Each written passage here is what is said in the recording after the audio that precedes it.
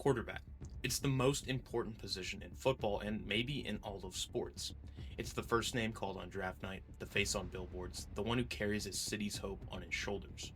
But here's the truth, most of them don't make it. For every Patrick Mahomes, there are 10 guys you barely remember. For every franchise savior, there's a first rounder holding a clipboard, traded away, or out of the league before his rookie contract even ends. So why? Why do so many quarterbacks fail? Why do some collapse under the weight of expectations, and guys no one believed in become legends? To answer that, I've tried to build something new, not just a bust list or a highlight reel, a way to measure the gap between expectations and reality, a scale that shows us exactly where the dream ends and where failure begins. I call it the Quarterback Failure Index, or QFI for short, and here's kind of how it works. Draft position is going to set the baseline. If you're a top pick, expectations are sky high. If you fail, it stings way more than a late rounder nobody really believed in. Next is career starts. It's one thing to be drafted, but actually getting the chance and keeping it is huge. And longevity matters too. Even if you're not a star, sticking around as a backup has real value. And finally, accolades. Pro Bowls, All Pros, MVPs, Super Bowls, the more you rack up, the lower your score goes. The lower the QFI, the more successful the career. The higher it gets, the closer you are to a bust territory. It's not perfect, but it gives us a common language to compare a David Carr, a Josh Allen, a Tim Tebow, and even a Troy Aikman all on the same scale. So with this framework in place, let's look at why quarterbacks really fail. Situation and support. More quarterbacks are ruined by what's around them than what's inside of them. Take David Carr for example. The Texans made Carr the face of their brand new franchise in 2002, selecting him number 1. The problem was, they also gave him the worst offensive line in NFL history. He was sacked a total of 76 times as a rookie, still an NFL record, and in his first 5 seasons, he went down 208 times. David Carr had the tools, the big arm, solid mechanics, enough accuracy to make plays, but the constant punishment left him shell-shocked. His internal clock sped up, his confidence evaporated, and eventually he became hesitant even when the protection held up. By the time Houston moved on, the damage was permanent. He spent a few more years in the NFL as a backup, but the promise he had coming out of college was gone. His QFI is at a 50, which is the solid category. Expectations for him were sky high. He started plenty of games, but with no accolades and no real team success, the index looks brutal.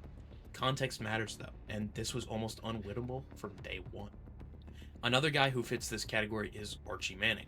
In 1971, he was drafted number 2 overall. He had the talent, he was athletic, he was tough, he could sling the football, but he landed in football purgatory, New Orleans in the 1970s. Across his career, he played under 5 different head coaches, was surrounded by bottom tier rosters, and endured an offensive line that let him get sacked 337 times. His career record was 35 wins and 101 losses. But anyone who watched him knew the numbers weren't always about him. Teammates raved about his leadership and competitiveness, and his toughness became legendary in league circles.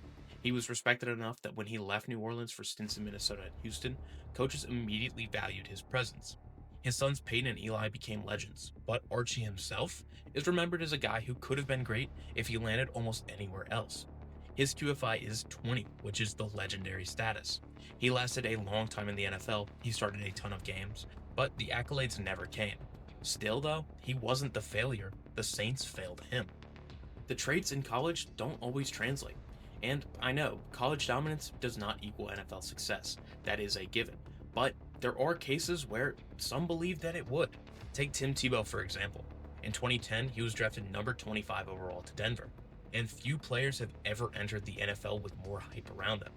Tebow was a Heisman winner, a 2-time national champion, and one of the most iconic college athletes of all time. His leadership, his charisma, his work ethic, they were all unmatched, and Denver took a chance on him in the first round. But the NFL is a different beast. Tebow's throwing motion was long and awkward, his accuracy was inconsistent, and his ability to read a defense was limited. He did have his moment, his playoff overtime strike to Demaryius Thomas against the Steelers will always remain unforgettable. But outside of that run, defenses caught up, and coaches couldn't scheme around his flaws forever. He bounced around with the Jets, the Eagles, the Patriots, even a stint as a tight end in summer camp with the Jaguars, but he never reclaimed a starting role in the NFL. His QFI lands at an 80 in the disappointment category. Expectations for him were sky high, but his traits didn't scale to the NFL level. Another guy who fits the bill of this category is Johnny Manziel.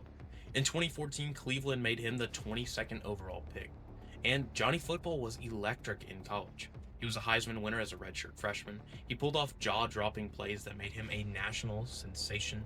His improvisation and swagger made him a highlight machine, and Cleveland thought they had found their franchise savior. But in the NFL, the story of Johnny Football quickly unraveled. He lacked discipline in his preparation, he clashed with coaches, and lived more like a celebrity than an NFL quarterback. On the field, his size and lack of structure hurt him. Plays that worked in college broke down against NFL speed. He started just 8 games, he won 2, and was out of the league within 2 seasons. By the time he tried to come back in the CFL and elsewhere, it was clear the spark was gone. His QFI stands at a 90, which is the bust category, one of the clearest examples of hype not meeting reality.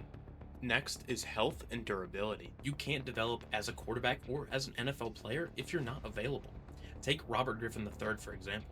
In 2012, he was drafted number 2 overall, and RG3's rookie season felt like a revolution for NFL quarterbacks. He was the NFL Offensive Rookie of the Year, one of the most exciting dual threats the league had ever seen, and Washington designed an offense that maximized his speed, his accuracy, and his improvisation. But unfortunately, it all came crashing down with injuries. His knee injuries changed his mechanics, his mobility, and ultimately destroyed his confidence. By his 3rd season, he looked like a shell of the player who electrified the league. He bounced around as a backup with Cleveland and Baltimore, but this magical rookie year became more of a what could have been than the start of a dynasty. His QFI lands at a 60. It was solid, the talent was real, but his body just couldn't hold up. And looking at another guy drafted in 2012, we have Andrew Luck, who was taken with the 1st overall pick. Luck entered the NFL with as much hype as any quarterback had. The guy he was replacing in Indy was Peyton Manning as well, and he actually lived up to it. 4 Pro Bowls, playoff appearances, the ability to single-handedly drag underwhelming Colts teams to contention. He was tough. He was taking hits behind shaky lines, but seemed to always bounce back. Until he just didn't. Years of punishment led to shoulder and ankle injuries, and at just 29 years old, he shocked the football world by retiring. Fans booed him as he left the field, but time had made it clear how much pain he had endured. Luck could have been an all-time great if his body had cooperated. His QFI stands at a 10, the legendary status. A career cut short, but very far from failure. The 4th category I have for why a quarterback fails is development and patience. How teams handle young quarterbacks can change everything. Take Sam Darnold, for example. In 2018, he was drafted number 3 overall. Drafted by the Jets, Darnold entered one of the NFL's toughest environments. New York gave him little protection, cycling through coaches and offensive coordinators, while offering minimal talent at the skill positions. By his 4th season, he was shipped to Carolina, where inconsistency followed, but he never quit. After bouncing to San Fran and then Minnesota, Darnold found stability as a veteran presence who can start in a pinch. He may never be the superstar the Jets thought they were getting, but his resilience has given him a second life in the NFL. His QFI sits at a 50. It's the solid category. He looked like a bust early, but the story is far from over. And another guy who exemplifies the lack of patience being a key detriment in development is Josh Rosen. Drafted in 2018 as well as Darnold, but number 10 overall, very few quarterbacks have been thrown into a worse situation than Rosen was in Arizona. Drafted at just 21, Rosen inherited one of the NFL's worst rosters in the Cardinals. He was hit constantly, offered very little help, and finished his rookie year 3-10, and then came the dagger. Arizona drafting Kyler Murray the very next year, signaling Rosen's time was already up. He bounced around the league as a backup, but never regained confidence or meaningful playing time. Coaches described him as intelligent but shaken, and without patience from his team, his career evaporated before it even had the chance. His QFI stands at 80 in the disappointment category. He had the talent, but timing and circumstance absolutely doomed his career. And last but not least for this category, we have Josh Allen. All 3 of these guys perfectly exemplify what patience does for a quarterback, but on 3 different scales. Take Allen, who was the number 7 overall pick. He entered the league as a raw, inaccurate prospect who many believed would eventually flame out. But Buffalo had a plan. They gave him stability at head coach with Sean McDermott, weapons like John Brown, Cole Beasley, and eventually Stephon Diggs, and time to develop. Each year he got better, cleaned up his mechanics, improved his accuracy, and became one of the league's most dangerous quarterbacks. His development is one of the best examples of patience paying off in NFL history. Today he's a perennial MVP candidate, a one-time MVP, and his QFI sits at negative 55 already, in the legendary category. He's a cornerstone franchise quarterback and everything you want out of a guy you draft number 7 overall. The last category for why a quarterback might fail in the NFL is pressure and timeline. Some quarterbacks just seem to get more time and more chances than others. Take Troy Aikman for example. In 1989, he was drafted number 1 overall, and his rookie season was as bad as it gets. 0 and 11 with miserable stats. Many teams would have panicked, but Dallas didn't. They built patiently, added talent through the draft, and gave Aikman time to grow in the role. The result was 3 Super Bowls, a Hall of Fame career, and his name etched into NFL history.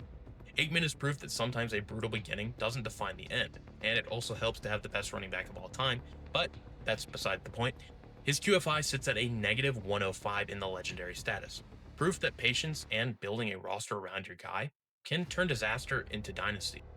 And take a guy like Alex Smith. His early career was chaos. In 2005, he was drafted number 1 overall to the Niners, but they had multiple coordinators, a carousel of head coaches, injuries. All of it made him look like a bust. But when Jim Harbaugh arrived in San Francisco, everything changed. Smith finally had stability, confidence, and a scheme that worked for him. He became a Pro Bowler, led playoff teams, and later mentored Patrick Mahomes in Kansas City. Smith's resilience and adaptability made him one of the league's most respected veterans. Now, his QFI stands at 810, in the legendary status again. It's not elite, but it's rock solid.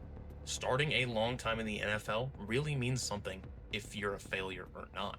And last but not least, look at Eli Manning. In 2004, he was drafted number 1 overall, and he was polarizing throughout his career. Critics pointed to interceptions and inconsistency, but when the lights were the brightest, he shined. 2 Super Bowls, 2 Super Bowl MVPs, 2 of the most iconic playoff runs in NFL history, including taking down the undefeated Patriots. Eli's legacy isn't built on stats, it's built on moments. His QFI sits at negative 100 in the legendary category as well. It was a career defined by clutch. So, all in all, why do quarterbacks fail? Sometimes it's the team, sometimes it's traits that don't scale, sometimes it's health, bad coaching, or just plain bad timing. But here's the truth. Failure isn't always just about talent, sometimes it's about environment. Sometimes it's patience, sometimes it's just luck. David Carr wasn't doomed because he couldn't play, he was doomed because he never had a chance. Archie Manning was great, but he was stuck in chaos. Josh Allen became elite because the Bills believed in him, and Troy Aikman became a legend because of the roster they built around him in Dallas. And that's what the quarterback failure index shows us. It's not just only about the guy under center, it's about everything else around him. So the next time a quarterback flames out, don't just call him a bust. Ask yourself, did he really fail, or was he failed? And now I'll turn it to you. Drop in the comments, who's the one quarterback you think could have been great if only the situation around him didn't ruin him? I'll be reading and responding to every